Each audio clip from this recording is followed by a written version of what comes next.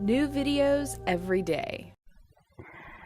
This is Athena Jezik, and on this one I'm going to get a little bit more precise into the neck and work up into the head, around the skull a little bit, and just show you what you can also do for your friends or family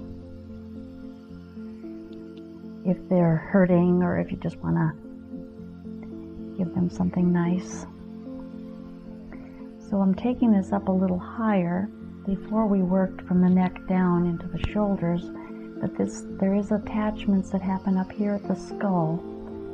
Of course, in cranial work, we're dealing up here in this ridge of the skull, the base of the skull. But we'll take our thumbs up here for this massage and get into that area. Now, you want to be real careful in here because there's lymph nodes, and there's the structures of the upper spine, and you just want to be always real careful where there's delicate areas.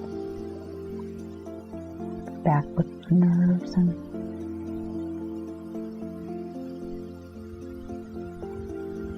so just finding that area that's tight.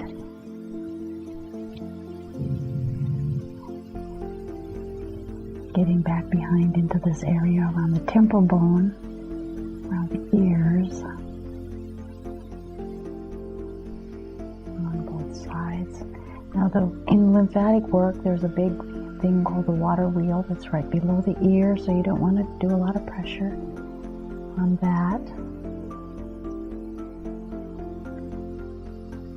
The pressure is light, kind of make it drain, have a little draining of it. And then you're getting also into the jaw, so you want to be careful here with the jaw as well.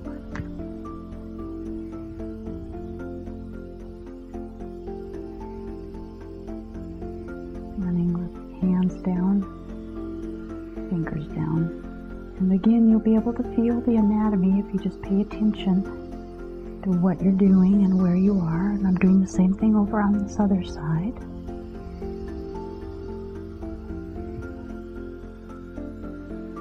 To get around the ears. The ears feel real nice to sometimes massage. Again, it's done gently, just kind of rolling them in the fingers there.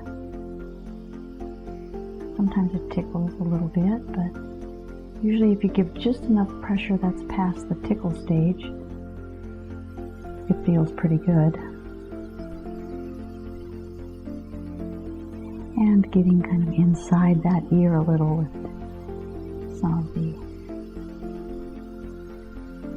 just stimulating it and activating it.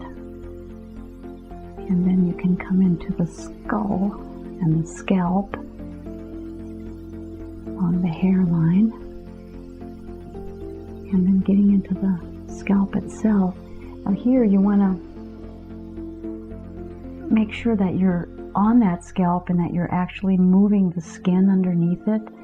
Not just kind of rubbing your fingers so the hair is moving, but actually moving the skin down into there.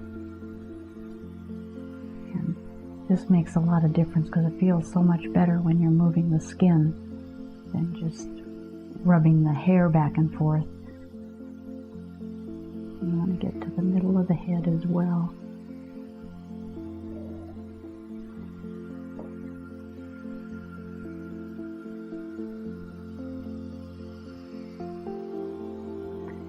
And then,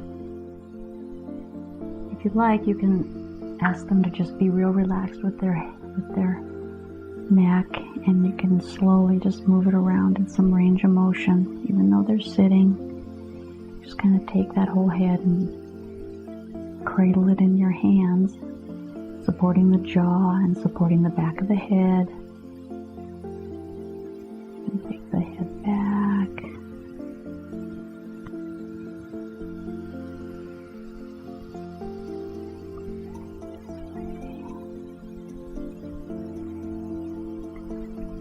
Seeing all the different range of motions that it can do, side to side,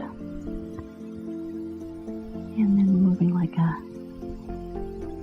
turning to the right and to the left.